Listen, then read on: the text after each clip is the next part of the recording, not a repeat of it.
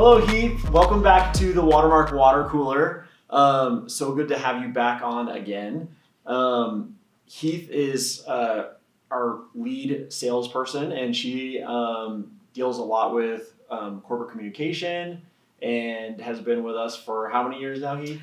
Six, seven, six or seven years. Yeah. So it's been a while. But Heath, why don't you tell us a little bit about yourself and what you're up to? Well, let's see. My area of focus has always been working in the, taking care of clients in the graphic design world, and I feel that my sales approach is being of service to people and making their lives easier. But been with National Investor Relations Institute for maybe 20 some years, and the reason for that is basically to understand what an investor relations person goes through, and again what the current topics are that might be featured in their communications to investors, and letting them know that I feel their pain.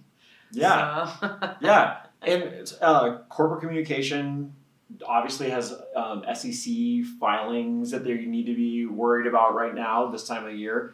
Obviously, annual report season is upon us. January is a very important time of the year as the fiscal years come to a close. What should people be worried about right now, and what should people be thinking about as their kind of annual report season comes around?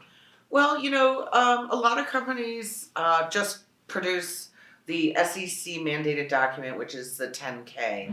However, I think that it's very important because investors and including analysts really want to hear the vision of the CEO. They want to know, and again, especially in the current environment of ESG and sustainability communications to investors, because investors are wanting to know about that. Hearing the plan from the top, I think that it's very important to understand the vision, not only the financial plan. Again, even if it's a letter, it's always great to have a picture of the person who you're reading it from. Those things are important. Obviously, certain deadlines are required with the SEC for financial. This year, though, in light of the pandemic, also something that has more recently come up is the scarcity of paper, of good quality paper that is FSC certified, Forest Stewardship Council.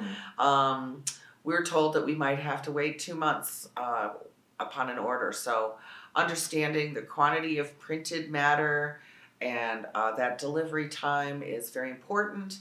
And people might want to think more about really working hard to have the notice and access portion effort of their annual reporting more robust in terms of trying to get 100%.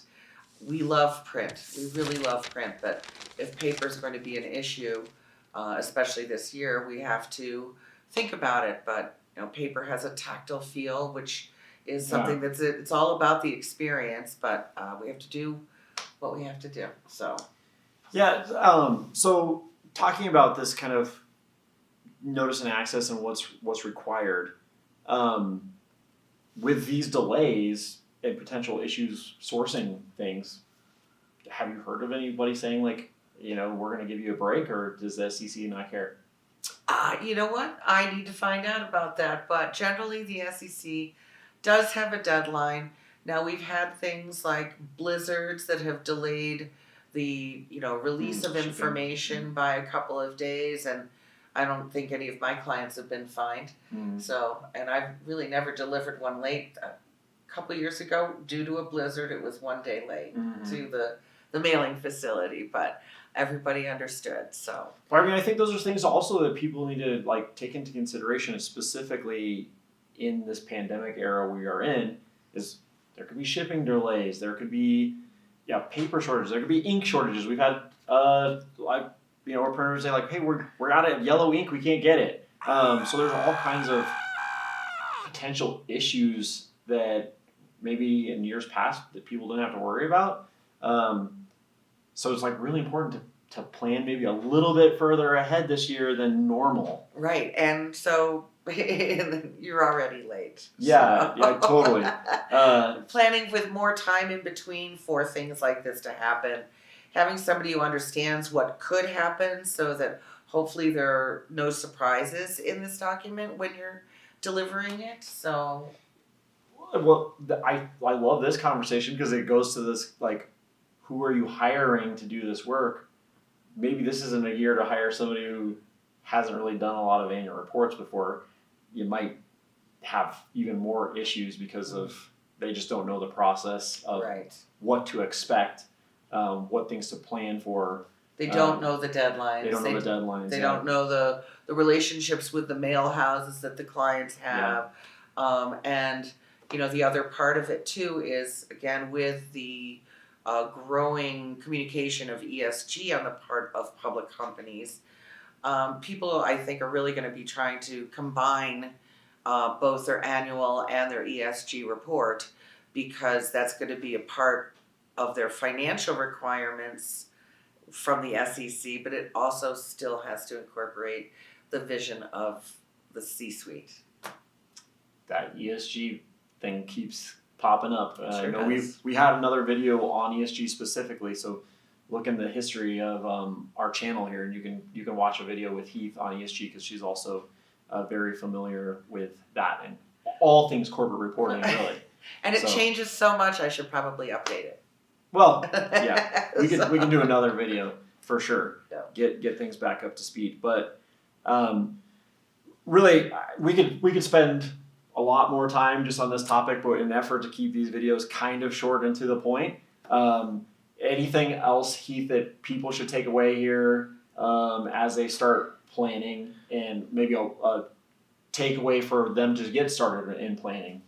Well, I think that people have to have conversation prior to it, serve as a springboard for the creative, the graphic communication of the corporate communication.